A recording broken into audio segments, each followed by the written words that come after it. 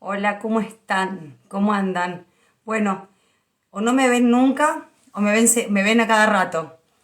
Estamos acá porque, bueno, adelantamos un poquito, disculpen el horario con Lourdes Reyoso, esperemos que se pueda unir. Si me ven vivo, Lourdes, yo ya te mando la invitación. Si no, por favor, unite vos y yo te acepto.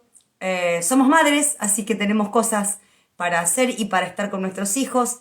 Así que bueno, ahora la voy a invitar a Lourdes un poquitito porque no me dejaba, me mantenía así como en stand-by. Así que adelantamos un poco, pero bueno, después lo van a poder ver con seguridad este live. Vamos a ver si se la dejan unir.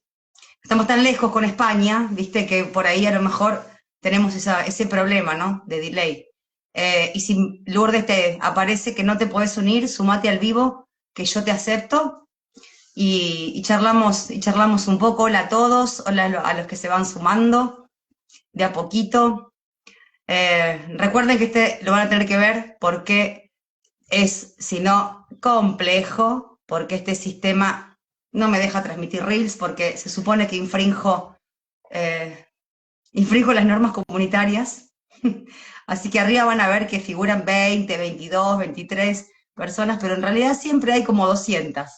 Son los sistemas que hace este, son las cosas que hace este sistema.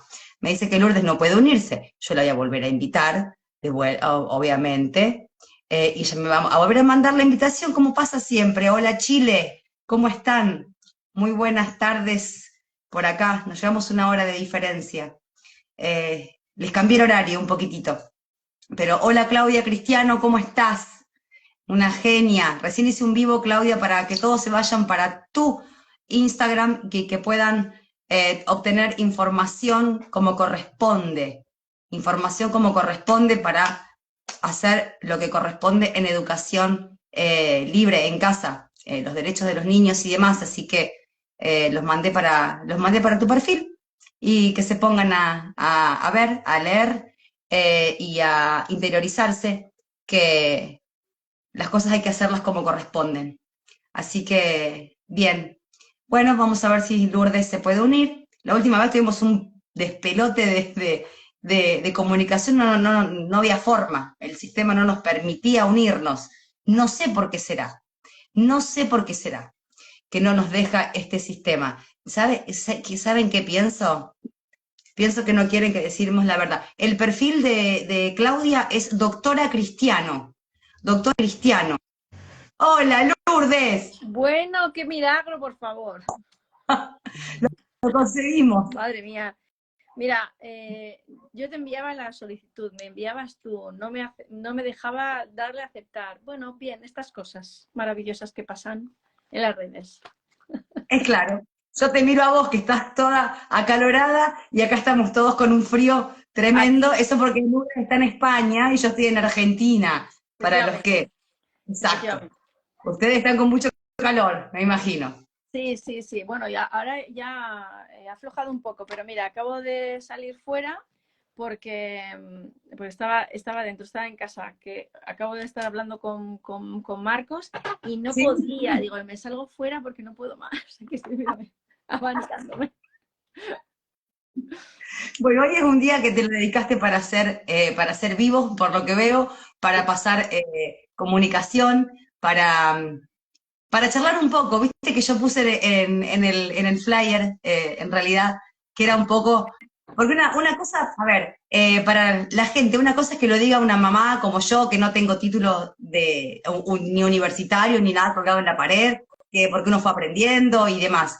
Pero es algo muy distinto cuando se habla de los orígenes de la ESI y de sus implementaciones y de su finalidad desde el punto de vista de una sexóloga, porque yo no estoy hablando con alguien que desconoce en el tema. O sea, he aprendido muchísimo como muchos de nosotros.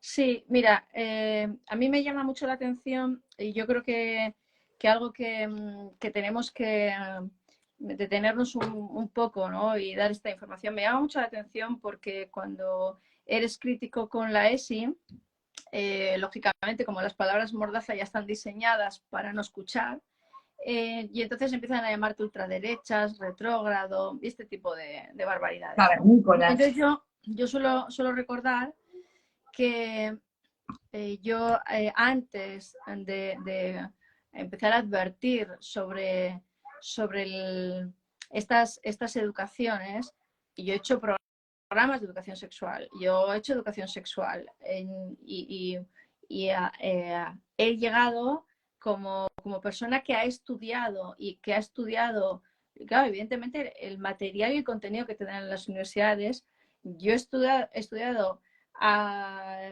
entidades, ¿no? A personas que aparentemente han hecho una labor muy positiva en la sociedad, los he estudiado como grandes salvadores, pero cuando empiezas a indagar, te sales de lo académico y de las universidades y profundizas, te das cuenta de lo que nosotros hemos aprendido en la universidad a lo que realmente ha ocurrido, dista mucho de la realidad, ¿no? Entonces, en primer lugar, lo que tenemos que saber es que nosotros, como me da igual cuando tú haces educación sexual o cuando tú haces sexología y te hablan de la figura de Kinsey, te hablan de Kinsey como un biólogo que defendía que el ser humano nace con una capacidad y una cualidad de ser sexuado, y a partir de aquí se empieza a hablar de los derechos de la educación sexual, y entonces no tiene nada que ver que tú a mí me des una información, es decir, que no, que no me que no me niegues la información sobre lo sexual. Yo, por ejemplo, hace muchos años en la televisión salí con un muñeco, ¿no? Anatómicamente correcto, y comentaba que yo iba por la calle y vi a una niña que preguntaba a ver si los niños eran así, y su abuela le decía que sí, en un maniquí que había en un escaparate que evidentemente no tenía nada. Claro. Entonces yo hablaba de que a un niño tú no le puedes tener la ignorancia, es decir, que un niño tiene que entender, o una niña tiene que entender que los niños y las niñas somos diferentes, no tenemos por qué esconder, bueno, igual que el ojo es una cosa natural, lo genital es una cosa natural. Entonces, ¿qué ocurre? Que no es lo mismo entender que los niños tienen derecho a una educación sexual, a un conocimiento y no a un engaño o a una negación. Pero esto no tiene nada que ver con que tú cultives la autoerótica de los niños o les des una información para que los niños ni tienen curiosidad ni están preparados, ¿no? Entonces, yo creo que es muy importante que entendamos que cuando estamos advirtiendo sobre los peligros de la ESI, hay varias cosas que tenemos que saber, y es que ni Kinsey era este biólogo que estaba quitándonos tabús que era necesario erradicar, sino que el libro de la respuesta sexual masculina, el otro día alguien me decía, ¿dónde están las fuentes? Pues en el libro está la fuente, ¿no? Tú coges el libro de la respuesta sexual masculina y hay una tabla donde te habla de niños que han sido estimulados sexualmente, sí, y describen en meses, ¿no? Niños de 5 meses, por ejemplo, y se hablan de sus reacciones, y se habla de reacciones como si fueran orgasmos, pero se describen como llantos, pataletas, gritos, y esto lo describen como si fuera un orgasmo, y esto está ahí, que es el libro, esto no lo invento yo, lo que pasa es que hay que ir al libro. Este hombre, de hecho, tuvo una denuncia porque trabajó con pederastas, pero de la denuncia que sufrió, del escándalo que hubo, esto no ha pasado en la universidad. Tú cuando estudias como sexólogo, a ti te lo venden como si lo que hizo que aquel hombre desapareciera fue que empezó con el segundo libro, Respuesta Sexual Femenina, y aquello, por el sexismo, pues bueno, le trajo unas consecuencias. Y esto no es real, quiere decir que cuando tú empiezas a ver qué ocurrió, hubo quien denunció, quien analizó su libro, quien denunció sus formas de llegar a esos datos. Pero esto, de alguna forma, se ha ocultado. De la misma manera que cuando hablamos de la identidad de género, el gran precursor de la identidad de género fue Monet, y este hombre, que lo que se dice es, bueno, pues que él, lógicamente, lo que decía es que el género no existía, que era una construcción, ¿no? Y este hombre, en un experimento que, bueno, pues por cosas de la vida, en dos gemelos, a uno de ellos, cuando se le cuando se le fue a hacer la circuncisión hubo un corte y entonces los padres fueron donde este hombre, porque como decía que el género era una construcción, dijeron, bueno, pues nuestro hijo tiene unas quemaduras terribles, bueno, pues a lo mejor puede ser una niña y aquí no ha pasado nada. Bueno, aquello resultó un experimento terrible, ambos hermanos terminaron fatal. Quiero decir que fue, no solamente no fue bien, es que las consecuencias fueron trágicas, pero eso tampoco ha salido en lo académico. Es decir, en lo académico todo el rato se dijo que el experimento había ido muy bien, que había funcionado muy bien. Claro, los protagonistas del experimento, que fueron los gemelos, pues bueno, ahí están. En concreto el que hizo la transición, después se arrepintió, nunca se sintió bien, volvió otra vez a su identidad masculina, denunció lo que había vivido. Denunciaron incluso que se hacía que los hermanos se tocaran, que tuvieran conductas sexuales. Es decir, realmente hay una mentalidad por detrás de verdaderos perversos y sin embargo esto figura, estas dos figuras están ahí como si fueran memorables. Y Claro. cuando hablamos de las bases de la sexología y de la ESI, y cuando se habla de la capacidad y la cualidad del ser humano y del sexo como esa capacidad y esa cualidad, estamos confundiendo todo. Es decir, yo como persona puedo tener la capacidad de conducir un coche, pero evidentemente tú no me pones a conducir un coche cuando tengo 5 años o 6 y dices, bueno, vamos a cultivar esta capacidad que tú tienes para conducir, venga, siéntate en el coche, arráncalo y cómo tú te sientes, ¿no? Pero sobre todo, no entendemos el para qué vas a hacer que un niño se coloque en ese escenario, Claro. pero sobre todo yo creo que tenemos que ir muchísimo más allá, ¿no? ¿Y por qué digo que hay que ir muchísimo más allá? Porque algo que tenemos que saber del sexo es que el sexo forma parte de una pulsión, es decir, cuando yo tengo un grado de excitación, es como si yo entrara, digamos, en unas vías en las que después yo no voy a tener una capacidad de parada, ¿no? Hay un libro maravilloso eh, que no tiene nada que ver con la sexología, pero que habla un poco del deseo y de cómo cuando un ser humano entra en un determinado grado de excitación, digamos que la conducta es imparable. Me da igual que yo sea que estoy jugando, ¿no? Y llega un momento en que no sé parar de jugar.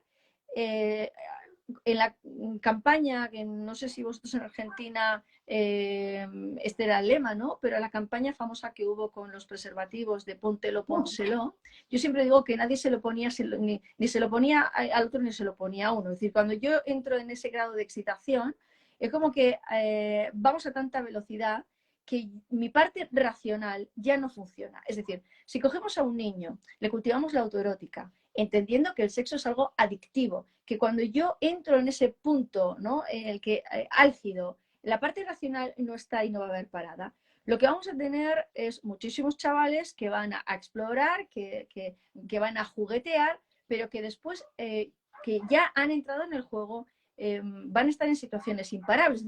Como si tú niño dijeras, bueno, vamos a jugar con unas moneditas en una máquina tragaperras, a ver qué tal te sientes, a ver qué experimentas. Estamos cultivando su capacidad de jugar. No, pero ¿qué pasa? Que es que el juego puede ser adictivo. En ese momento en el que tú estás poniendo a un niño en ese escenario, lo que tienes que saber es que le estás poniendo en un escenario en el que ni siquiera las personas adultas muchas veces somos capaces de parar, ¿no? Es decir, que el sexo crea adicción. Hay personas, por ejemplo, que tienen masturbaciones compulsivas. Dice que los psicólogos clínicos o los sexólogos sabemos que esto existe. Luego, por lo tanto, pensar que cuando estamos criticando esto, estamos criticando la educación sexual. Yo, por ejemplo, antes estaba hablando con una persona que decía, bueno, pero siempre ha habido educación sexual. Hombre, yo soy sexóloga, he hecho educación sexual, nunca he estado en contra de la educación sexual, pero en la Claro. educación sexual nunca se ha dicho que un niño de 3, 4 años tiene que cultivar la autoerótica, ¿no? Es decir, que no tiene nada que ver lo que ahora se está llevando a los colegios casos en los que a chavales de 10, 11 años se les pone escenas, ¿no?, de todo tipo de relaciones sexuales, situaciones en las que yo tengo a un adulto que está haciendo ante chavales de 10 a 11 años una felación, ¿no?, está representando una felación, pero sobre todo a mí algo que me preocupa es que no estamos entendiendo a qué personas, con qué edades se le está dando qué contenido. Es decir, cuando no somos críticos con esto, cuando lo damos todo por bueno, Sí, lógicamente no estamos entendiendo que quien habla, ¿no? Yo en mi caso soy una defensora de la educación sexual, pero lógicamente no de cultivar la autoerótica en un niño de 3 años. Fíjate, yo además veo en los cursos que yo he hecho siempre que se trataba de proteger a los menores de los abusos sexuales, claro. algo que se les decía es que tú no tienes la obligación de tocar a nadie, ni nadie tiene por qué tocarte, ¿no? Porque tu cuerpo es tuyo. Da igual, tus manos son tuyas, tu cuerpo es tuyo.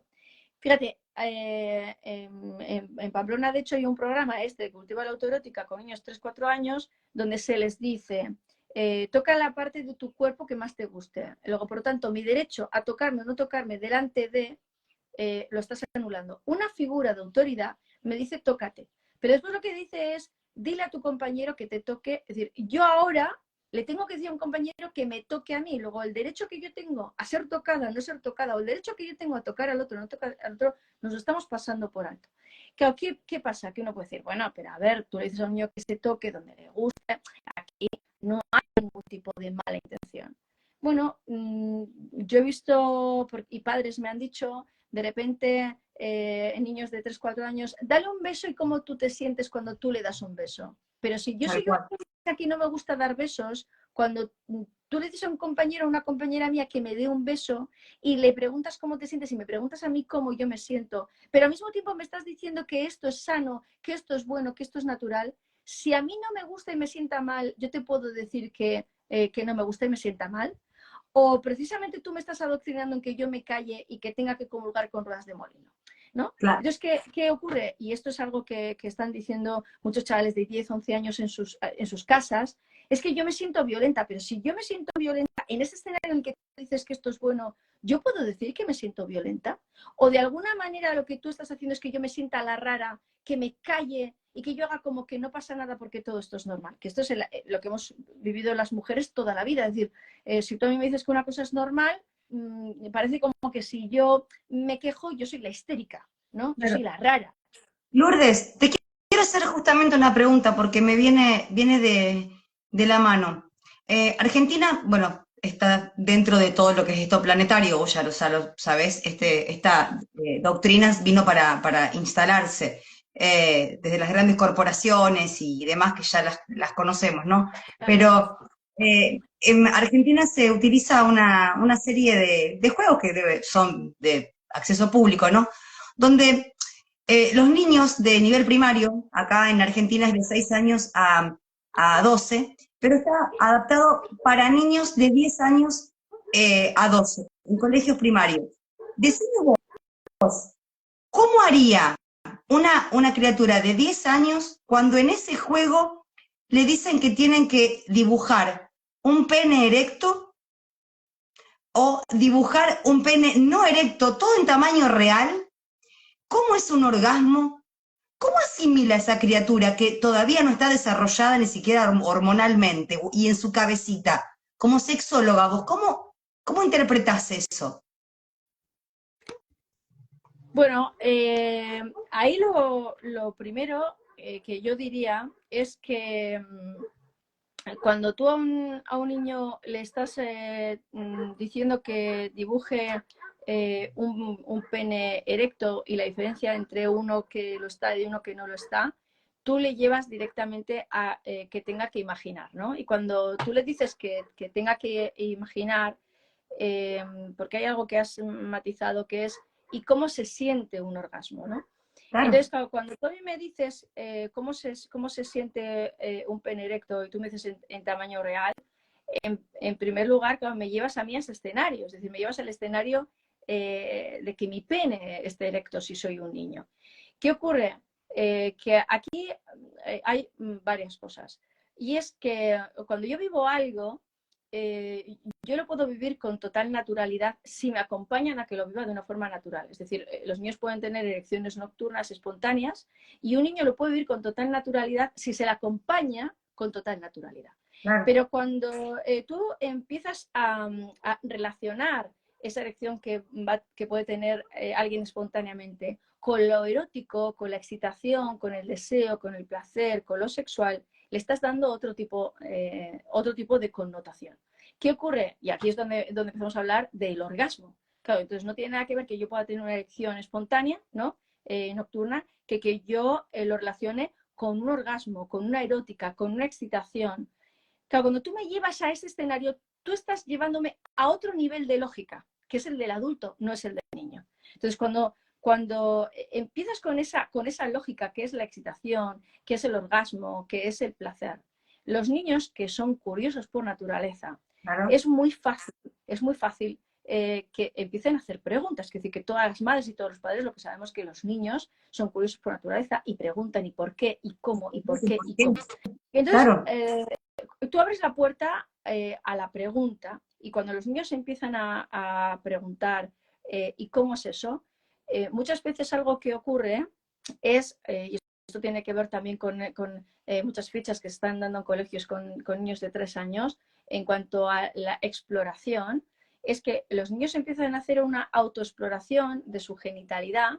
Pero ¿qué pasa? Que cuando yo hago una exploración de mi genitalidad y además a mí me dicen que de esa manera yo puedo tener un orgasmo, yo puedo tener una excitación, yo puedo tener una erección, yo puedo manipularme y yo puedo llegar a una excitación. ¿Cuál es el problema? El problema es que cuando yo llego a esa excitación yo tengo una descarga y esa descarga fisiológica es una descarga que puede hacerse de alguna manera adictiva, porque yo no puedo decidir que esa descarga me genere o no me genere una respuesta fisiológica de alguna forma placentera. Es decir, es como si a un niño le estuviéramos sometiendo a la ingesta de azúcar, le estuviéramos diciendo, prueba a ver qué tal te sabe a ti el azúcar. ¿Y cómo te sabe el azúcar? ¿Y qué ocurre con tu salivación cuando te metes azúcar? Y el niño, lógicamente, que es curioso por naturaleza, pues prueba el azúcar, ¿no? Y se plantea si saliva, si no saliva. Y la respuesta que tenemos es como el niño saliva y le gusta el azúcar, esto es algo sano, esto es algo natural y no le hemos violentado al niño. No, si el azúcar es algo que puede ser adictivo y le puede crear caries a un niño, el que tú le plantees todo esto ya es nocivo para el niño. Es decir, muchas personas que tienen trastornos sexuales los tienen porque se les ha empujado en lo sexual. No porque ha habido una prohibición, que también, porque quizás es tan malo el que a mí me hablen en negativo de lo sexual y me prohíban, sí. ¿No? Como que me están empujando lo sexual. ¿Y qué ocurre? Que muchas personas que tienen problemas en sus relaciones los tienen porque en una etapa muy temprana de su desarrollo tuvieron una relación con lo sexual que no estaba respetando los ritmos de su infancia. Entonces, cuando un niño empieza, ¿no?, a probar y muchas veces tiene esta respuesta, se puede quedar atrapado aquí, lo puede buscar de una forma compulsiva. Y entonces tenemos, y esto es así, de repente tenemos niños que tienen estas autoeróticas compulsivas y nos planteamos, bueno, ¿y ahora cómo lo paramos? Pero sobre todo, ¿cómo lo paramos? El otro día, por ejemplo, una madre me decía que en un colegio, de hecho, habían puesto una denuncia porque unos adolescentes, preadolescentes, en una película les habían llevado al cine y en la película tuvieron relaciones. Quiero decir, claro, les están diciendo esto es algo bueno, esto es algo sano, no pasa nada. Tú le dices esto, no es determinadas edades, bueno, ellos empiezan a enredar y luego ocurre esto de cuando yo ya estoy atrapado y estoy excitado, a ver cómo lo paramos, ¿no? Entonces, quizás esto es la información que todos tenemos que entender y es que la educación sexual es vital, es positiva, Claro. pero es vital y es positiva respetando siempre las necesidades, los ritmos de los niños y sobre todo entendiendo que el sexo es como si fuera un vehículo, es decir, nos puede dar un buen viaje, pero no cualquiera se puede poner al volante. Y si cualquiera se pone al volante, puede salir lesionado. Es decir, estos niños están saliendo lesionados. No porque esto esté organizado, esté planificado y esté orquestado institucionalmente, deja de ser violentar a los menores. Yo siempre digo que si yo estoy en mi casa tranquilamente, ¿no? Y soy una niña de 12 años y a mí un señor se pone delante, ¿no? Y me enseña su pene en erección, todo el mundo entendería que eso es algo denunciable. Yo no sé si vosotros en Argentina habéis tenido casos, Sí, pero yo hablando con una persona que da cursos en los colegios, me hablaba de algunos casos en los que los padres ya están denunciando que chavales de 10, 11, 12 años están visualizando películas, bueno, que son exactamente así. Es decir, yo no sé muy bien por qué, si es el vecino del quinto, esto es algo denunciable, pero si me lo hacen en un colegio y nos lo hacen a todos, pues tenemos que decir que es una genialidad, ¿no? Entonces, ¿cuál es la diferencia? Que lo uno está orquestado, está dirigido desde arriba. Eh, a mí no me parece que eso sea algo que nos tenga que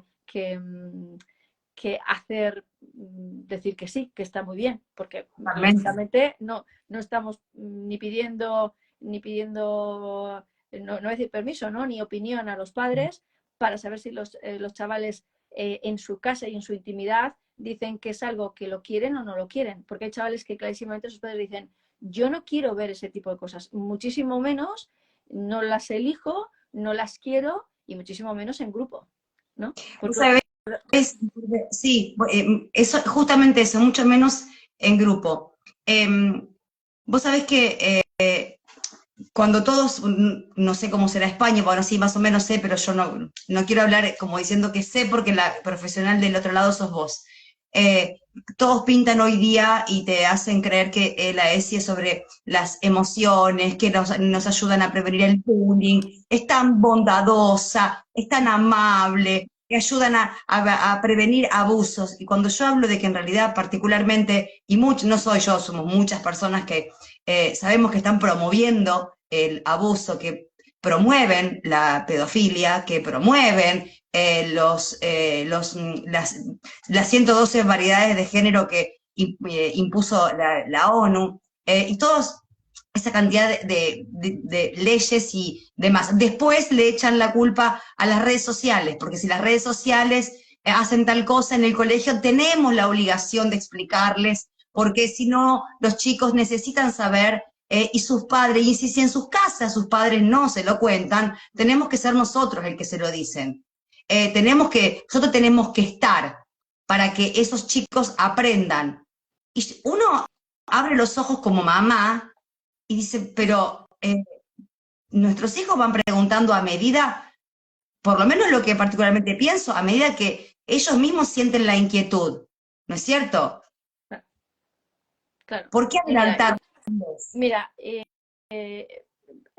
por supuesto, los niños preguntan y preguntan donde se sienten en confianza, primero para preguntar, ¿no? Quiero decir que a mí, mi hija en todo momento me ha preguntado, ¿no? Me da igual de qué, ¿no? Y cuando yo tenga la regla, si tengo la regla y cómo es, y bueno. Tal cual. Todos los niños te preguntan, pues según van sabiendo, pues si hay una amiga mía que la tiene, y entonces cómo es y cómo no es, y si te duele, bueno.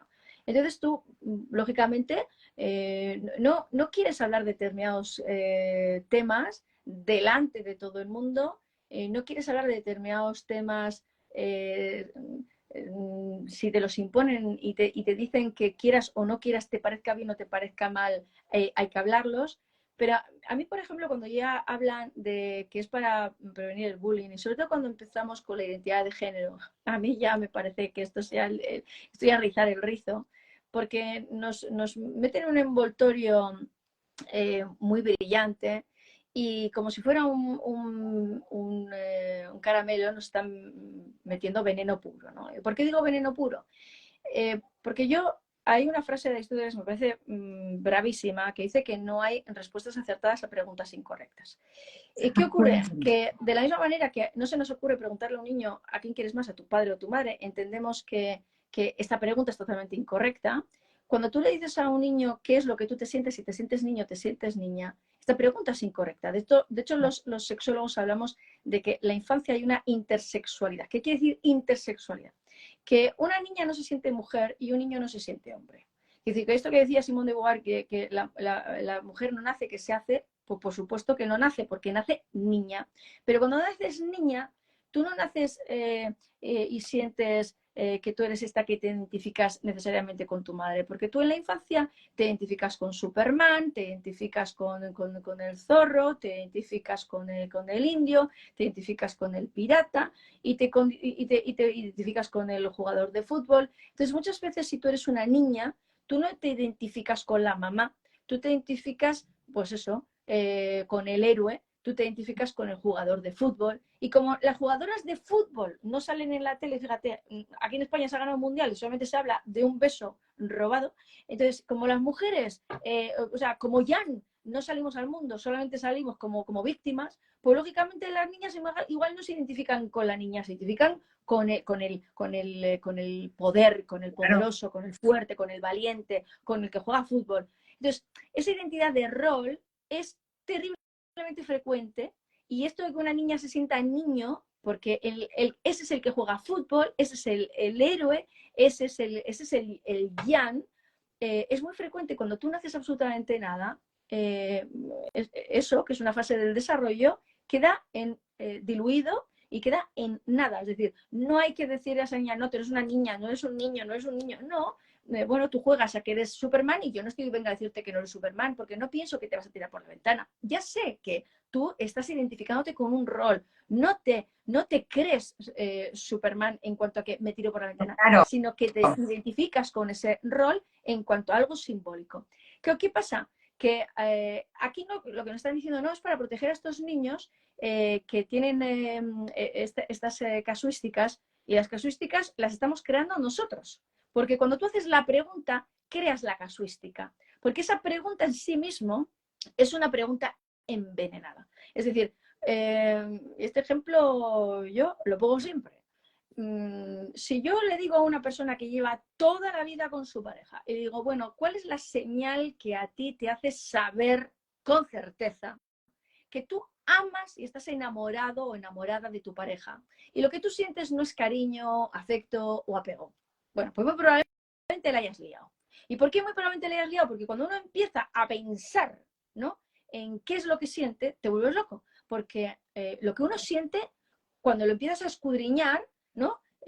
No hace más que generarte dudas. Entonces uno siente y confía en lo que siente, pero no escudriña lo que siente, no analiza lo que siente, porque cuando yo empiezo racionalmente a analizar una sensación, me vuelvo loca.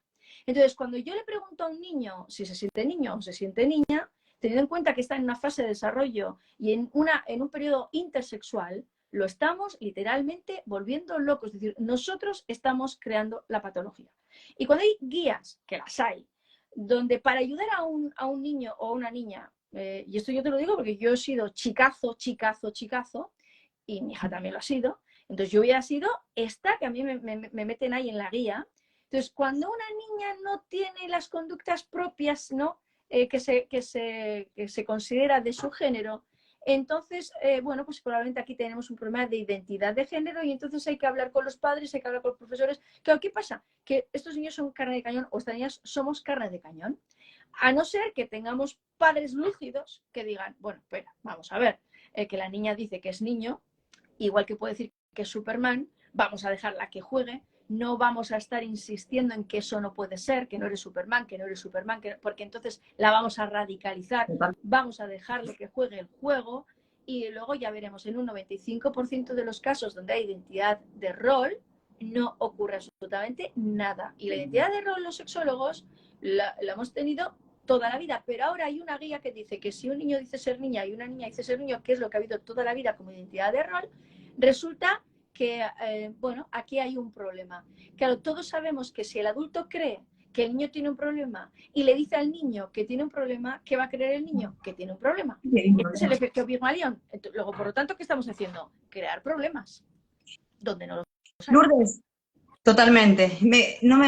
Tenemos un poco de tiempo, pero igual quiero hacerte una pregunta porque cuando pasa todo esto bueno, que te convoco y que digo, bueno, vamos a hablar con Lourdes sobre cosas, con gente capacitada y especializada en realidad, me llegan, por ejemplo, mensajes e incluso de personas, amigas, de sus hijas o sus hijos que no cuentan en sus casas, por ejemplo, cuando tienen determinadas exposiciones en los colegios o determinadas charlas, viste, que ahora le llaman charlas de ESI, talleres de ESI, no sé cuánto, no cuentan en sus casas y pasan meses y meses, e incluso ha pasado muchísimo tiempo, y recién ahora le dicen, no, vos sabés que yo no te lo conté porque me dio vergüenza.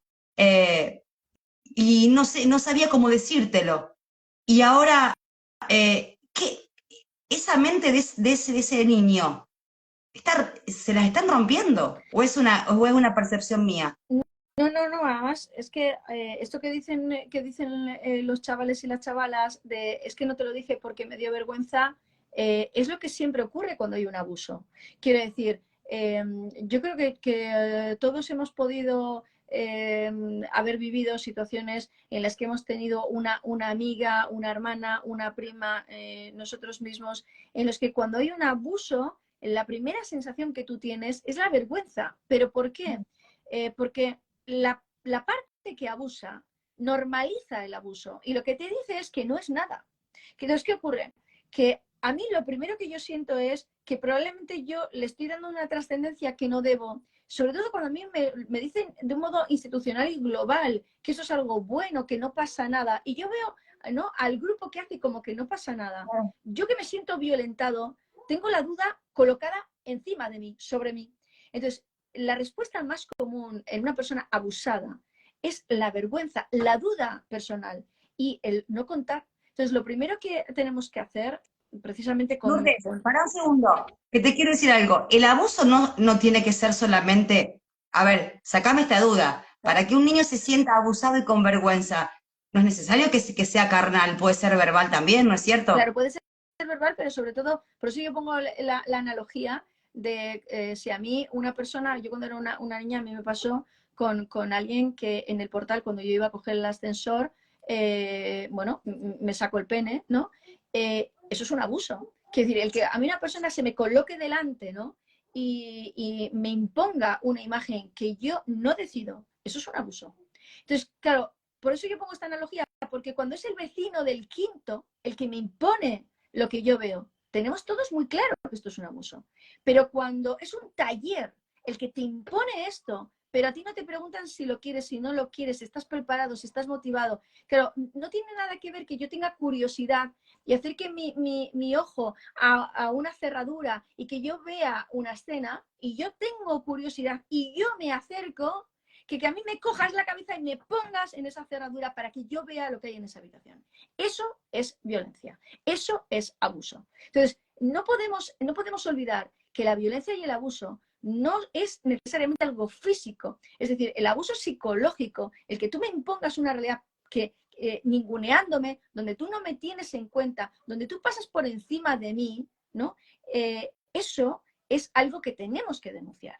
Porque no le preguntamos al niño, no tenemos en cuenta sus necesidades, no tenemos en cuenta su nivel de maduración, no tenemos en cuenta ni siquiera el escenario en el que él elegiría hablar de este tipo de cosas, porque puede que yo esté preparado y que yo puede que tenga curiosidad, pero a lo mejor yo no lo hablaría en un escenario en el que todo el mundo está delante, no lo hablaría de esa manera, ¿no? Claro, Elegiría con quién y, de forma privada. y este ejemplo yo creo que nos vale a todos, ¿no? Si yo, por ejemplo, he vivido una infidelidad y yo te lo quiero contar a ti, puede que yo te llame y te diga, jo, quiero hablar contigo y tomarme un café. Pero a lo mejor si tú vienes con tu prima, yo ya con tu prima no quiero hablarlo. ¿Por qué? Porque con ella no tengo la confianza de hablarlo. Y el hecho de que a mí me hagas hablar de algo íntimo, sin que yo elija el contexto, también es un abuso porque me estás ninguneando. Entonces, el ningunear a otro ser humano, el no tenerle en cuenta, el no tener en cuenta sus emociones, lógicamente es pasar por encima de él, ¿no? Entonces, estamos todo el rato pasando por encima de los niños. Si fuéramos adultos, podríamos decir, oye, hasta aquí, ¿no? Si fuéramos adultos con capacidad de decir no y con capacidad de poner límites. Pero si yo soy un adulto inseguro, que no tengo capacidad de poner límites, que no soy capaz de decir que no, lógicamente puedo sufrir ese abuso y ese maltrato psicológico. Esto lo estamos haciendo con la infancia ahora mismo, actualmente, de forma global. Entonces, los padres aquí tenemos que dar un paso al frente, no tener miedo, entender que las personas que dicen que criticamos la ESI no lo hacemos porque critiquemos la educación sexual, porque somos, algunos somos educadores sexuales de hace muchísimo tiempo, sexólogos de hace muchísimo tiempo, estamos diciendo otra cosa. Entonces, no pueden confundirse las personas con esas palabras mordaza, que en cuanto alguien te cuestiona algo, ya decimos, este es un ultraderechas, este es un retrógrado. Es un cavernícola, es un retrógrado, es una, no sabe lo que dice, no tiene conocimiento, no, eso, o sea, es una seguidilla de palabras denostativas para dejarte chiquitito y que uno se sienta intimidado y no pueda salir por la vida a defender los derechos de los niños. Claro. Son indefensos. Claro. Si no lo hacemos los adultos, ¿quién lo va a hacer? Ellos no pueden hacerlo. Efectivamente. Aquí bueno, es de lo que ellos aprovechan, de nuestro miedo al que dirán, de que, bueno, que se nos pueda denostar, que se va a decir, bueno, toda la vida he vivido educación y yo no creo, yo no creo que sea para tanto, pero nunca jamás he hecho esta pregunta a ningún ser humano, ¿no? Cuando eres un niño, si tú te sientes niño, te sientes niña. Esta pregunta jamás se ha hecho. Y cuando ha habido una disforia de género, que por supuesto que las hay, cuando hay una disforia de género, el niño, la niña, da un paso al frente, ¿no? Y habla de la incongruencia que siente, pero no le haces esta pregunta a todos los niños y a todas las niñas. No le dices que tú puedes ser un niño, una niña, un niñe, un de todo. No. Pero ahora lo que tenemos que entender es que estamos abriendo la caja de Pandora y estamos creando delirios. ¿Y por qué digo que estamos creando delirios? Porque dentro de esta ideología de género, algo que ya está ocurriendo es que los propios colegios, ya hay niños transespecies, es decir, hay un niño que dice yo me siento gato y entonces yo quiero un arenero y entonces yo maullo. Y entonces, claro, ¿qué ocurre? Que si a mí lo que tú me dices que yo puedo sentirme niño, niña, niñe, estamos hablando de que ya los géneros son de cientos de géneros, que no estamos hablando de dos, hay cientos de géneros. Pero además, si me dices que yo me puedo identificar con una especie, no olvidemos que es muchísimo más fácil ser perro que ser persona. Quiere decir que todas las personas que hemos tenido un perro hemos dicho, ¡uy, qué pena no haber sido perro! Haber nacido perro. No tengo que contestar en la clase, yo soy perro, no tengo que hacer exámenes, yo sí soy perro. Quiere decir es que lo siguiente que va a ocurrir, porque ya están abriendo la puerta a este delirio, lo siguiente que va a ocurrir es que va a haber una plaga de niños transespecie. Porque lógicamente yo quiero ser perro en una clase en la que yo puedo ladrar cuando tú me haces la pregunta de cuántos son 7 más 4. ¡Guau! Claro. Se terminó. Claro, y se terminó. Entonces, claro, cuando empecemos a decir que está habiendo un problema con los niños, yo siempre digo lo mismo. Los problemas que tenemos con los niños no son problemas de los niños. Los estamos generando los adultos. Una vez más. Para variar, una vez más y otra vez más y otra vez más. Vos sabés que, bueno, ya nos conocemos desde hace muchísimo tiempo, venimos haciendo live y demás, y la verdad que quería convocarte y pedirte, como hago siempre, el punto de vista una vez más desde alguien que sepa de sexología, porque en realidad la gran mayoría que nos tiran o nos denostan de que somos anti-ESI, que somos anti-esto, viste que el prefijo anti lo usan para todo, en realidad. Se hizo la luz, Lourdes. Era más de todo por el solo hecho de que nadie se pone en contra de que, porque todo, a ver, siempre hubo una educación sexual en los colegios, claro, pero nunca hubo un adoctrinamiento que es distinto, nunca hubo una imposición de láminas, de vasectomía, de ligadura de trompas, de de hormonizaciones, Claro. normalizar las hormonizaciones en los niños. Mira, yo solamente hago una observación. Cuando hay una multa aquí en España en concreto de 150.000 euros, si tú como psicólogo clínico no haces una terapia afirmativa, es decir, si tú te atreves a decir que un niño o una niña que dice ser de otro género puede que tenga un problema de identidad, de rol, que no hay que intervenir absolutamente de ninguna manera, que simplemente hay que dejarle vivir y dejarle vivir tranquilo. Y o como no has hecho una terapia afirmativa, te pueden denunciar porque ellos llaman, ellos dicen que estás haciendo una terapia de conversión, como antiguamente cuando les dabas descargas a los homosexuales, ¿no? Entonces, cuando te pueden poner una multa por parar una terapia afirmativa, por dejar, por dar información a los padres y dejar a un niño tranquilo y en paz, algo está pasando, ¿no? Que ya los profesionales no podemos hacer un diagnóstico diferenciador y que tengamos que decir que en cuanto un niño dice esto, hay que acompañarle en transicionar. Algo está pasando. Entonces nos tenemos que plantear cómo puede ser que a un clínico, un psicólogo clínico, se le pueda meter el miedo en el cuerpo por hacer la terapia que entienda que tiene que hacer, ¿no? Y lo digo porque claro que hay disforia de género. Yo tengo 2 cuadros en mi casa que me lo pagó una persona que no tenía económicamente y que tenía un problema de disforia de género. Pero claro, no tiene nada que ver cuando tú tienes una persona adulta, que haces un diagnóstico diferenciador, que tienes muchos datos muy claros. Entonces, estamos en el problema del todo o nada, el maniqueísmo mental en el que algo no puede ser o tiene que ser. Entonces, algo puede ser o puede no ser, y cuando a ti te obligan, ¿no?, a que todo lo tienes que ver en blanco o negro, y estamos en una sociedad en la que los profesionales tenemos que ver en blanco o negro, esa capacidad crítica del ser humano se está aniquilando. Luego la profesionalidad se está aniquilando. Y eso es algo que estamos viendo los psicólogos, que están viendo los psiquiatras. Yo hace no mucho hemos hecho una charla. Me llamó poderosamente la atención porque había un psiquiatra, ¿no?, que estaba hablando de un delirio creado y yo hablaba de cómo se crea, ¿no?, en la experiencia, y hablaba de cómo se crea a nivel social.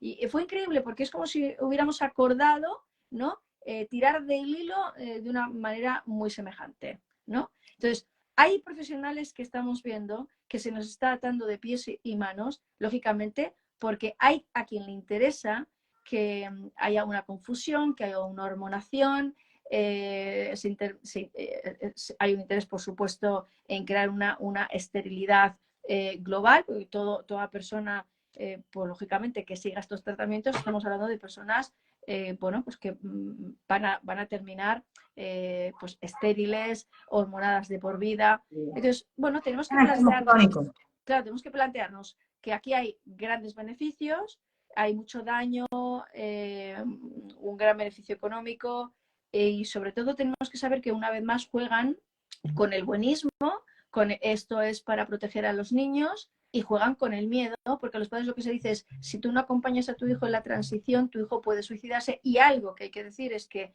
hay un aumento en las personas que ya han hecho esa transición, que han esperado la solución en ese cambio de género.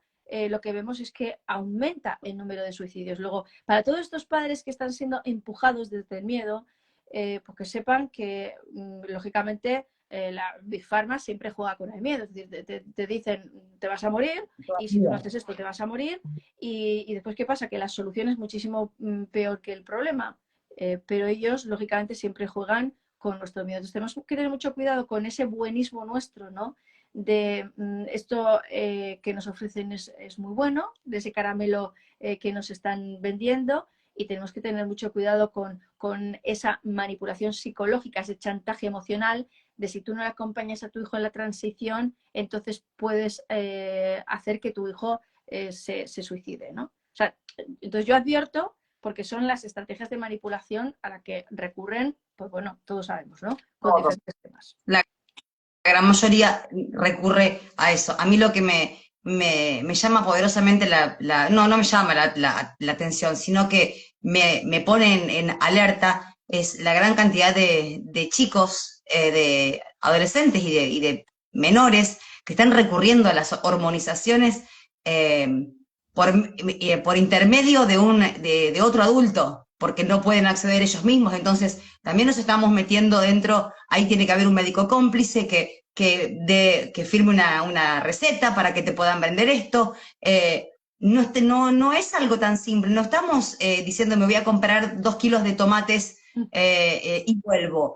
Estamos hablando de la vida, de la integridad. Yo hablaba el otro día con un chico de Chile, una chica que ahora es chico adulto, que defiende a los niños y a la no hormonización en los pequeños. Porque él va a ser un enfermo crónico toda su vida y le va a producir tal cosa y le va a producir tal otra. Bueno, acá en lo que respecta a Argentina hay muchísima cantidad de información, como uno se mete, como yo me meto en el BOE a mirar todo, me meto en el BORA, que es el nuestro, y puedo encontrar un montón de información, o sea que el padre que quiera informarse también tiene la forma de saber qué es lo que le están dando o para qué lado van rumbeando. Y el tema es ese, el tema es que uno no se encuentra fuera de, no le des educación sexual a mis hijos. No, una cosa es eso, para otra cosa es la perversión.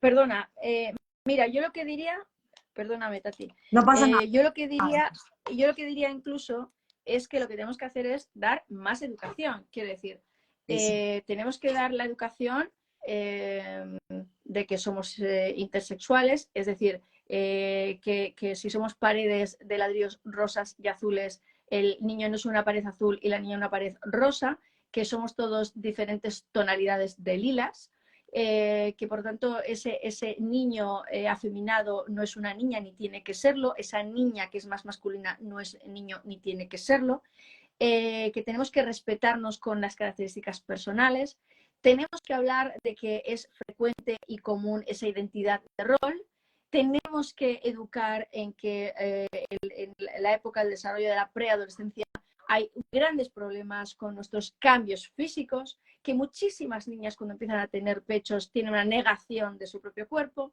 que muchísimos niños cuando empiezan a tener un aumento de volumen tienen una negación o vellosidad, tienen una negación de su propio cuerpo, porque quieren mantener la infancia. Es decir, no es una niña que rechaza los pechos porque no se siente niña, porque se siente niño, sino que como se siente niña y no mujer, tiene un rechazo de sus senos. Como ese niño empieza a tener vellosidad y no quiere la vellosidad, no es que quiera ser mujer y no quiera ser niño y no quiera ser hombre, sino que quiere ser niño, por eso no quiere la vellosidad. Es decir, si hubiera más educación sexual de la buena, no habría tanto adoctrinamiento y no estaríamos confundiendo a estos menores, porque entenderían que cuando yo rechazo mis pechos no es porque yo quiera ser hombre ni no me sienta mujer, sino que de alguna manera el pasar de niña a mujer, lógicamente es una situación crítica, el pasar de niño a hombre es una situación crítica, y todos en esa fase de desarrollo podemos tener dudas o cierto rechazo al cuerpo. Claro, eso es educación sexual. Lo que está ocurriendo ahora, que es si tú tienes un rechazo con tus senos, entonces que no te sientes bien con tu cuerpo de mujer, entonces que tú eres un hombre. Eso es adoctrinar. Entonces la educación es radicalmente lo contrario del adoctrinamiento. Si hubiera más educación sexual, toda esta confusión se estaría erradicando. Eso es lo que no hay. Y eso es lo que ha habido siempre. Es decir, cuando un educador sexual o un sexólogo va a un colegio, generalmente todas estas cosas van cayendo. Pero evidentemente los que van haciendo estos cursos, pues chavalitos que hacen un taller. No, antes iban profesionales, iban Claro, claro, médicos, iban claro, sexólogos, claro, psicólogos.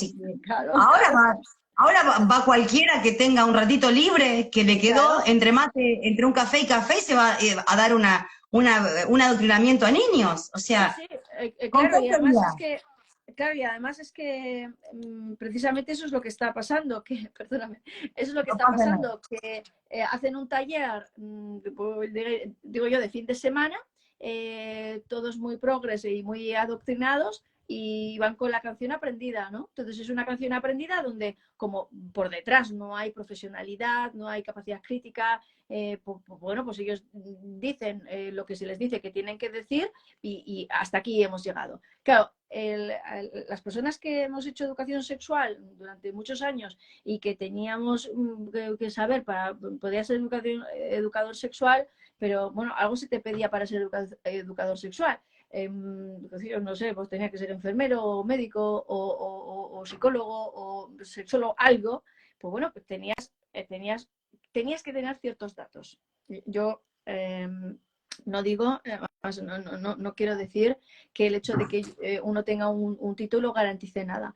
Pero bueno, cuando yo tengo más datos, tengo más capacidad para tener una sana flexibilidad, es decir, para no tener una radicalidad enfermiza, ¿no? Entonces, cuando a mí me dicen, no, si este niño dice que es niña o este niño dice que es niño, esto es hay que ayudarle a que, bueno, a que transicione. Bueno, pues entonces hay mucho de la psicología, de las etapas del desarrollo de la psicología, que desde luego tú te has perdido. Que esto es una santísima barbaridad, pero bueno, está clarísimo que cuando hay una guía, que aquí en el gobierno vasco hay una guía que se hace donde solamente porque un niño no tenga conductas propias de su género, que fíjate qué frase más retrógrada, eso sí que es una frase retrógrada, hay que hablar con, pues yo digo, bueno, pues entonces nos hemos perdido todo lo que se sabe de psicología, de sexología, de identidades de roles, de sexismo, ¿no? Todo lo que habíamos avanzado para no ser sexistas, es decir, bueno, es que una niña no tiene que tener conductas propias de niña y un niño por conductas propias de niño, es que eso en sí mismo esa frase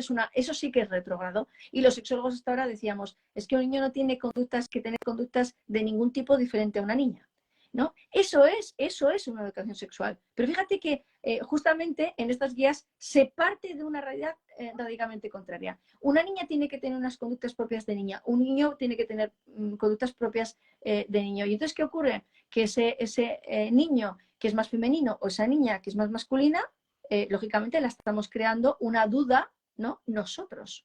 Una duda que Claro, no hubiera bueno, tenido la que tenés si no fuéramos enfrente, nosotras. la que tenés enfrente, yo jamás jugué, por ejemplo, lo pongo porque es real. En mi vida jugué con una muñeca. Vivía trepada a los árboles, vivía llena de barro, jugando con autos, con varones, con mis primos, en un taller mecánico que era de mi padre. Y no por eso a alguien se le ocurrió que yo podría haber sido un niño.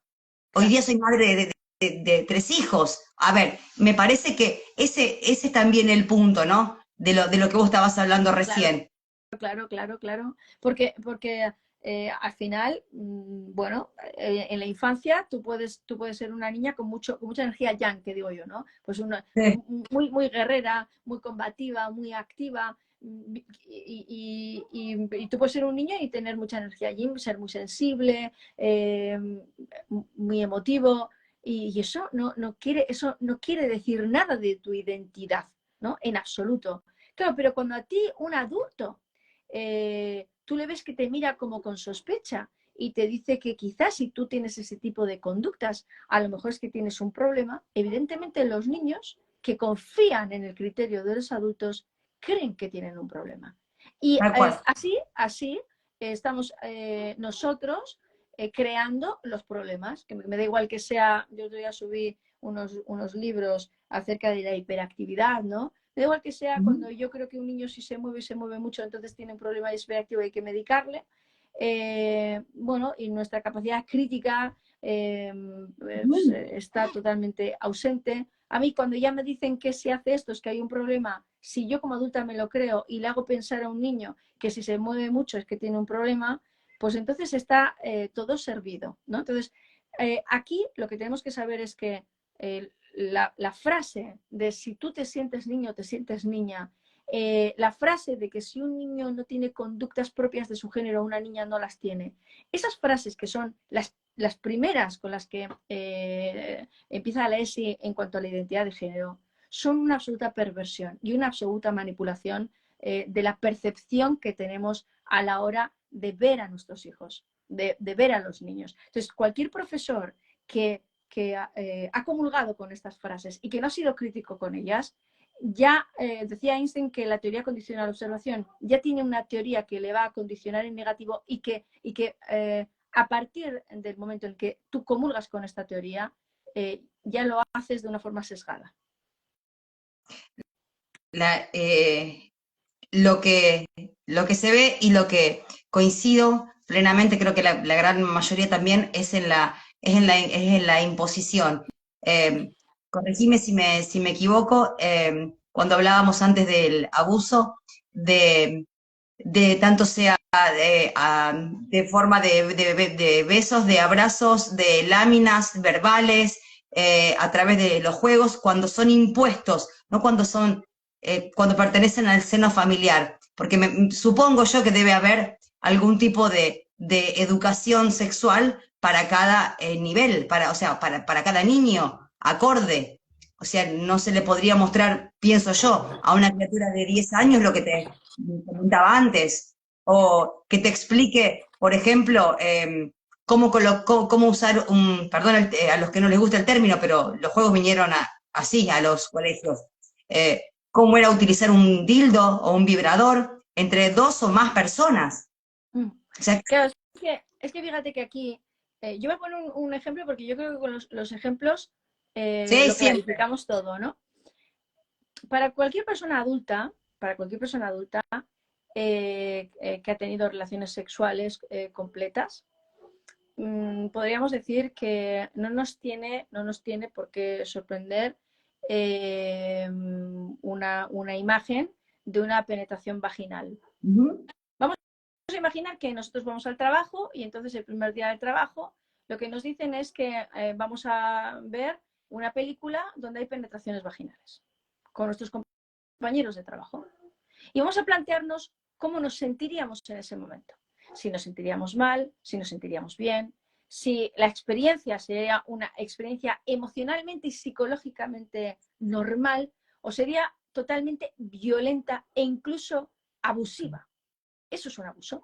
Entonces, si nosotros como adultos tenemos clarísimo que eso sería algo que nos violentaría, que estaríamos deseando salir corriendo, que si no salimos corriendo es porque no nos atrevemos a salir corriendo. Nos podemos imaginar nuestros hijos en una situación en la que están viendo imágenes de este tipo. Lo digo porque hay colegios en los que están viendo imágenes de este tipo, es decir, están viendo posturas, ¿no? Y diferentes tipos de relaciones y lo están viendo, pues eso, en visualizaciones. Bueno, hay padres que dicen, oye, pues eso es una película porno. Entonces, ¿qué ocurre? Si nosotros nos ponemos en esa situación en la que nos ponen en nuestro trabajo, con nuestros compañeros de trabajo, algo así, y tenemos claro que nos sentiríamos violentos, podemos empatizar con los niños e imaginarnos cómo se sienten. Entonces, claro, cuando yo hablo de abuso, yo hablo de todo ese trato en el que yo no te tengo en cuenta y paso por encima de ti y te impongo algo que tú no decides. Entonces, esto es algo que nosotros tenemos que parar, ¿no? Porque lógicamente no es que me pones delante, sino si yo lo decido, si no lo decido, cuándo lo decido y cómo lo decido. Entonces yo puedo decidir que me encanta comer pasteles, pero si tú me obligas, ¿no?, a comer un pastel cuando yo no he decidido que lo quiero comer, evidentemente es un abuso y es un tipo de maltrato. Entonces, tenemos que ser serios porque cuando la gente dice, bueno, pero son cosas normales, lo tenemos que saber, el saber siempre está bien. Bueno, pues yo creo que se nos está yendo, ¿no?, de la mano la inteligencia emocional. Es decir, no estamos teniendo capacidad de ponernos en esa situación. Entonces, siempre nos tenemos que poner en una situación análoga, ¿no?, pero con nuestra edad, en un escenario, bueno, poco más o menos como el suyo. ¿Cómo nos sentiríamos nosotros si nos imponen una información que nosotros no hemos pedido en un momento en el que nosotros no la estamos deseando? Y en el contexto en el imagínate, que Lourdes, que vos lo estás planteando desde el lado de los adultos, claro, que podemos defendernos, o sea, que claro, podemos negarnos, podemos irnos, podemos patalear, podemos denunciar, podemos hacer un montón de cosas. A los niños se los imponen y no tienen ni siquiera la capacidad para reaccionar ante ese estímulo. claro, pero fíjate que cuando hay una figura de autoridad que actúa de una determinada manera, como es una figura de autoridad, ya hay un trato que, por jerarquía, ya hay un trato en el que a la víctima se la deja paralizada. Entonces, ¿qué ocurre? que cuando es un jefe que dice vamos a hacer una reunión y esto es lo que vamos a ver, muchísimos adultos quedaríamos totalmente encogidos sin capacidad de respuesta. Tal Entonces, cual. lo que tenemos que saber es que no tenemos capacidad de respuesta porque somos adultos, sino que la capacidad de respuesta, cuando hay una figura de autoridad que a mí, conmigo actúa de una determinada manera, muchas veces no aparece. Y luego nos sentimos culpables porque no fuimos capaces de responder. Pero esto es lo que tenemos que saber, que ni siquiera los adultos muchas veces tenemos una capacidad de poner un límite, de decir que no, porque el escenario no nos favorece. Y en un determinado escenario, las personas nos quedamos paralizadas. Entonces, ¿qué ocurre? Que en un colegio la figura de autoridad es el profesor, es el adulto. Entonces, cuando a un niño le dicen, los niños claro que se quedan paralizados, no cuentan y no dicen. Y luego además no lo dicen en casa porque tienen miedo a que los padres tengan una respuesta que hagan que luego vayan contra ellos. Esto es un poco que me decías, hay niños que dicen no te conté. Sí, porque si yo creo que tú vas a ir y vas a decir algo, ¿quién queda en evidencia? ¿No? ¿A quién delatas? ¿Me delatas a mí? Entonces, los niños están entrando en indefensión aprendida, ¿no? Que es, bueno, no digo nada, porque si digo, Son al final es rehenes, a mí contra el que van a ir. son rehenes, Efectivamente, son rehenes. son Sí, rehenes muy bueno. de este sistema, que a todo esto se le suman todos los colectivos de multicolores que anden dando vuelta para, yo digo siempre que en cualquier momento en Argentina o en cualquier país del mundo, porque ya ha pasado, van a izar la bandera patria y al lado va a estar la multicolor, como si fuera, que no por denostarlo, porque cada uno puede hacer de su vida lo que quiera siendo adulto, pero Claro, no, claro. pero no manipulemos la mente de estos niños que es como una plastilina. O Pero sea, además a ellos les interesa el movimiento pendular y les interesa ese maniqueísmo de a favor o en contra y les interesa que todo aquel que advierte contra la ESI pueda parecer un tránsfobo. Y entonces, claro, aquí lo que tenemos que decir es que las personas que jamás en nuestra vida hemos hecho una alusión crítica a ningún tipo de orientación sexual ni identidad sexual, jamás en la vida, y siempre lo hemos respetado y hemos pedido respeto, ¿sí? hoy en día, y lo digo porque yo he salido en la televisión, cuando salía este autobús que decía los niños tienen pene y la niña el culo, yo decía, bueno, a ver, hay casos donde hay problemas de disforia de género y el que yo empuje, ¿no?, a un niño que puede tener disforia de género, que yo lo empuje, es tan catastrófico como que yo ahora empuje a todos los niños que tienen identidad de rol en que tienen que cambiar de género. Quiero decir que estamos siempre, ¿no?, con esos extremos de radicalidades en el que tenemos que entender que hay que hacer un diagnóstico serio, donde tenemos que saber que no todos los casos son iguales, que la disforia de género sí existe, que hay veces que existe y que una persona no puede recibir esa información, digamos, frívola, tú no puedes dudar y esto es lo que hay, porque hay que acompañar a estas personas, ¿no? Entonces, tenemos que tener mucho cuidado porque les interesa que parezcamos tránsfobos, les interesa que parezcamos retrógrados. Entonces, lo que tenemos que decir es que no todos los casos son iguales, no todas las personas tienen el mismo tratamiento. Me alegra además que tú me digas, bueno, que has podido entrevistar a alguien que habiendo hecho una transición, Sí. advierte con esto que estamos viendo y esto que está ocurriendo. Porque quien, sabiendo perfectamente que fue acompañado, que tuvo un diagnóstico, de alguna manera pudo llegar a tomar decisiones en su vida en una determinada dirección, es crítico con esa dirección, Vos sabés, ¿no? Porque Lourdes, que a Anael sí, que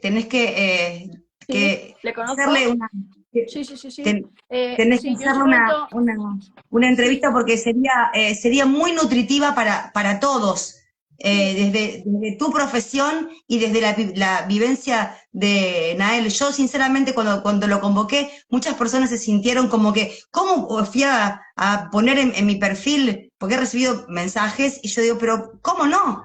Si está alertando a los papás de que cuiden de sus niños más pequeños, total, porque van a ser enfermos crónicos. totalmente. Mira, yo de hecho hice una entrevista a Nael hice una entrevista, ahora mismo no lo recuerdo porque trabajan y dan Santiago. charlas efectivamente a Santiago.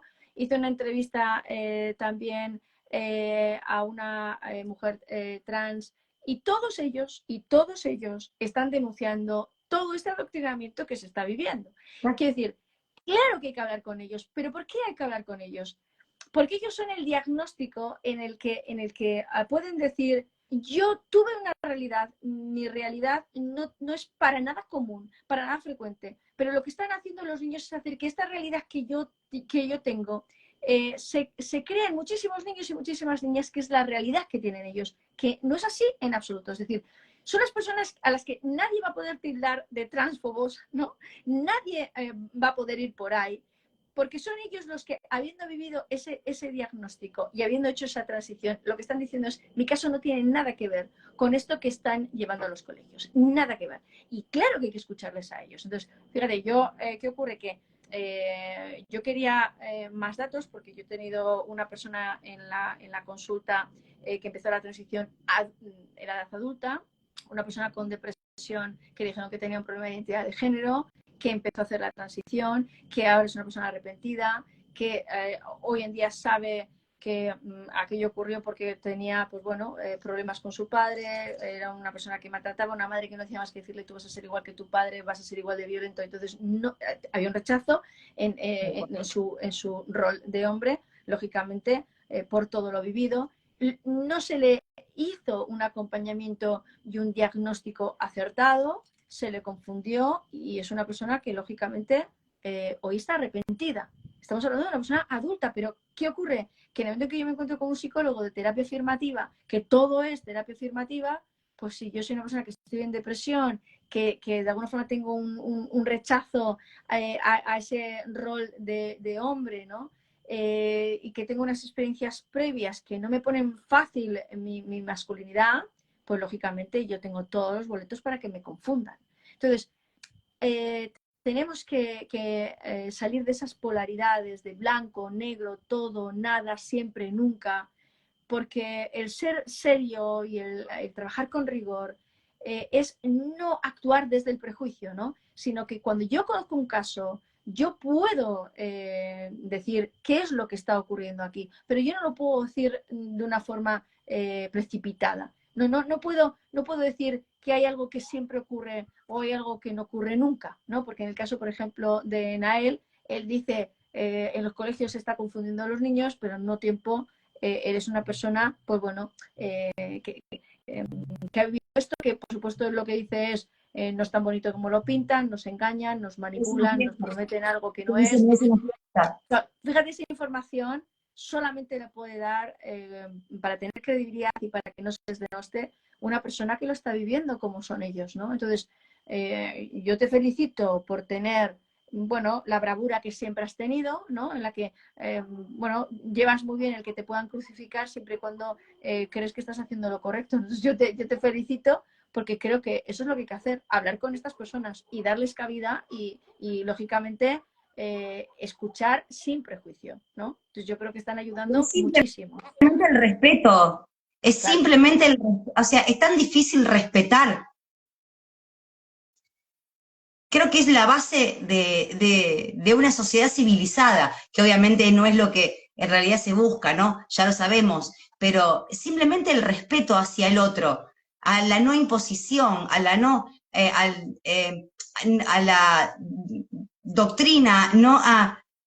Yo soy una ferviente defensora, vos ya me conocés, soy una ferviente defensora de los niños. No los toquen, no los vulneren, no los abusen, no los atropellen. Además, si uno se pone a pensar, todas estas leyes que han puesto a nivel planetario, las hicieron 3 o 4 sentados atrás de un escritorio y no le preguntaron al pueblo qué les parecía. A mí no me preguntaron jamás, ni a vos ni a nadie. O sea, son cuestiones políticas, no tiene nada que ver con el bienestar. Por eso es que cuando charlamos, qué mejor que una sexóloga nos explique realmente de qué consta la ESI, para qué sirve, cómo se aplica, cuáles son los extremos, cuáles son las consecuencias también de esos extremos. O sea, es un testimonio, es una charla que para mí es valiosísima y para muchas personas también. Porque el hecho de que nos tilden y nos denosten todo el tiempo con, ay no, es una retrógrada, cavernícola, no entiende nada. No, uno intenta aprender de la gente que sí sabe, como es el caso tuyo, por eso creo que no me quiero extender en el tiempo para que poder guardar el live, si no la gente me va a asesinar, porque ya me dijeron que lo guarde, lo estaba leyendo, y que vos te tenés que ir a buscar a tu hija, y yo voy a ir a buscar a los míos, porque somos mamás, así que creo que eso es así. No sé, Lourdes, ahí al final terminé a lo último hablando yo, como si... No, pero me parece maravilloso lo que tú has dicho. Creo que tenemos que estudiar todos tenemos que estudiar, tenemos que saber que somos muy ignorantes de muchas cosas, no erigir a nadie como profetas ni como expertos de nada, muchísimo menos nosotros. Yo no me considero experta de nada, sigo estudiando, indagando cada día, y además me gusta creerme ignorante porque creo que esto nos pone los pies en la tierra y además es un motor de motivación. Y algo que yo creo que es importante es saber que muchas de las informaciones que se nos están dando son muy sesgadas. Y hay algo que yo suelo decir cada vez que doy una charla de esto, y es que hay países que ya nos llevan la delantera, que ya han pasado por aquí, que ya se han arrepentido, que ya con una educación cero sexista han tenido que aceptar que por mucho que me eduquemos con juguetes cero sexistas, al final hay ciertas preferencias que parece que tienen que ver, ¿no? Lo llevamos ahí en nuestros cromosomas, y los estudios donde se ha cogido a un niño y una niña con horas de tiempo de nacimiento ya han demostrado que funcionamos de un modo distinto. Tenemos un sistema perceptivo distinto cuando somos niña, cuando somos niño. Para todas esas personas que dicen, ya, pero a una niña se la coge cuando es de rosa y se la ve de una manera y un niño de otra, estamos hablando de que al de nada de nacimiento ya hay diferencias en el sistema perceptivo que están observadas y que parece que tienen que ver con la testosterona o no que tenemos. Luego, por lo tanto, vamos a tener que aceptar la fuerza de biología, que es muy obstinada, en lugar de querer saltarnos todo el rato la biología, porque parece que estamos en ese empeño de que es como si no tuviera peso. Pero bueno, aquí los biólogos tienen mucho que decir. Los estudios que se han realizado de este tema pues ya están ahí. Quiero decir que hay países que están de vuelta y tenemos que leer mucho y seguir aprendiendo siempre. Sin duda. Bueno, acá me dicen que se repita. Ustedes no saben lo que es coordinar con Lourdes. Es como la búsqueda del tesoro, ¿eh? Ustedes no tienen ni idea lo que es coordinar con Lourdes, así que tengan paciencia ahora, por favor. Bueno, te agradezco muchísimo, Tati, todo el trabajo que estás haciendo y tu invitación y tu paciencia. Yo he dicho que yo antes de la pandemia era una enemiga de las redes. La pandemia me hizo tener que sacar la cabeza y hablar, y soy una persona que me gusta mucho mi micromundo y el mundo real más que el virtual, pero es verdad que hay que salir a la luz y hay que sacar a la luz mensajes, ¿no? Entonces, hoy como salía, ¿no? Y como sacaba la cabeza, pues, y tú estabas ahí, que yo decía, joder, Tati, la debo, pues bueno, hoy a ti te la debía sin ninguna duda. Y te agradezco todo el trabajo que estás haciendo, que estás ayudando muchísimo. Y wow, seguro que vos no. No, yo aprendo de todos ustedes y toda la gente que está acá también. Así que vaya a buscar a su hija, yo voy a ir por los míos, le aviso a la gente que entró ahora que nos adelantamos un poco en el vivo porque teníamos cosas para hacer de mujeres, de madres, así que vayan, ahora cuando terminamos hay como mucho más para escuchar. Así que bueno, gracias Lourdes. Te mando un abrazo gigante. Un abrazo. Chao, chao. Cuídate.